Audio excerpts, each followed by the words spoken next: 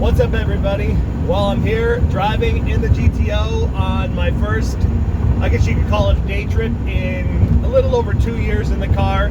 It's not a tuning session, I'm just driving down the road right now. I'm actually heading to Road America for the IndyCar race today, and I'm going to be meeting up with my good buddy Joe Morgan, and our cars are going to be reunited for the first time in 5 years, so I'm pretty stoked about that.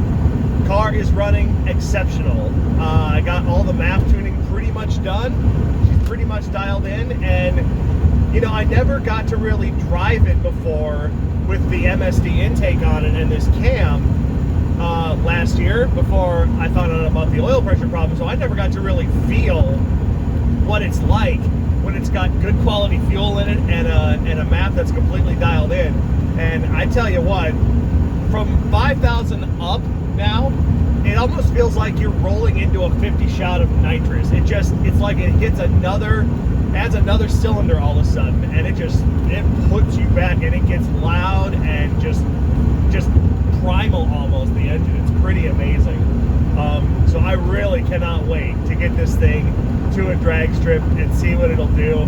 It should now consistently be an 11-second car with drag radials on it. I'm pretty convinced of that. So future projects that will still be coming on the GTO. Well, the first one and the big one I have to get out of the way is I need to put a bigger fuel pump in the car, because right now I'm running on this cheap Chinese one, and I know just from last year that once I get over 6,000 RPM, the pressure starts to drop off, and it's not maintaining 58 psi of fuel pressure up there. It's dropping down to about 50 or maybe even the high 40s, which isn't necessarily bad, but it means that fuel flow is inconsistent.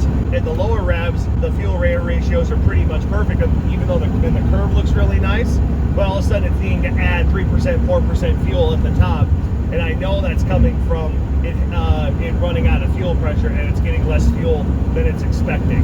So I'm going to put in a DW400 pump, and Sean and I have even figured out a trick to make it so the pump can be variably controlled by the factory computer.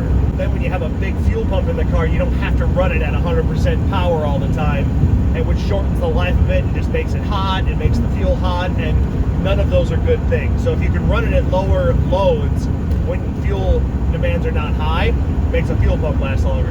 And the other thing I still have to do that goes in tandem with putting a bigger fuel pump in it is relocating the battery to the trunk and installing a much heavier duty battery. Doing that will enable me to make it much easier to put in a higher gauge wire to run the fuel pump. Once you go to a pump that big, the factory wire, power wire, just cannot supply enough amperage without getting too hot and having too much resistance in it. So you have to go to a bigger wire, and having the battery in the trunk will make that whole process a ton easier. So those are the projects on the GTO that you will see coming up pretty soon. One new little bugaboo has come up though, and fortunately it's got nothing to do with the computer conversion project. When I go wide open throttle now, I can start to smell tranny fluid.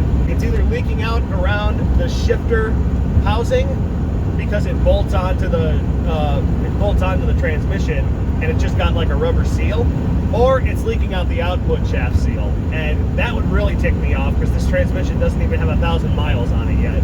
So I'm going to have to get the car up in the air, figure out where the tranny fluid is coming from. When you're driving around normally it's fine, but when you go wide open throttle and all that G-force throws all the tranny fluid to the back, somehow it's leaking out. So I have to figure that out. But apart from that, the car runs like a dream.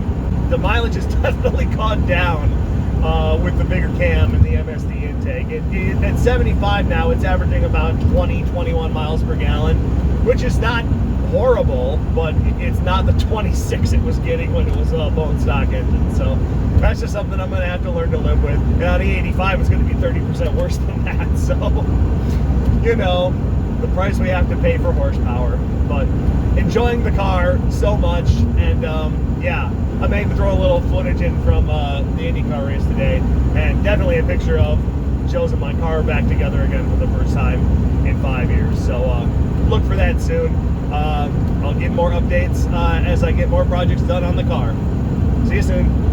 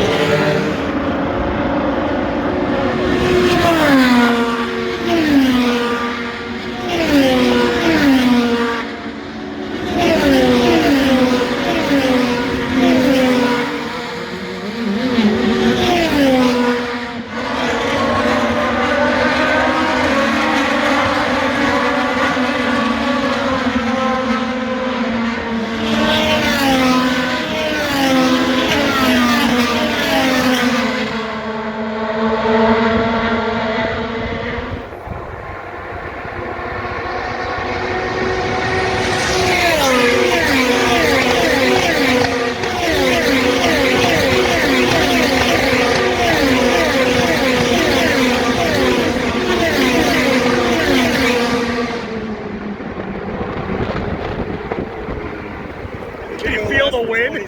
Can you feel the wind generated by them? I thought the wind was blowing the other way. Yeah, right.